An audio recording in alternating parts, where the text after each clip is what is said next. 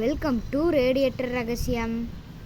பழைய ரேடியேட்டரில் இருந்து பிரித்து எடுக்கப்பட்ட ஈயம், அதை உருக்கி ஈய கம்பியாக எப்படி மாற்றுறதுன்னு இப்போ நான் உங்களுக்கு காட்ட போகிறேன். வாங்க வீடியோக்குள்ளே போகலாம்.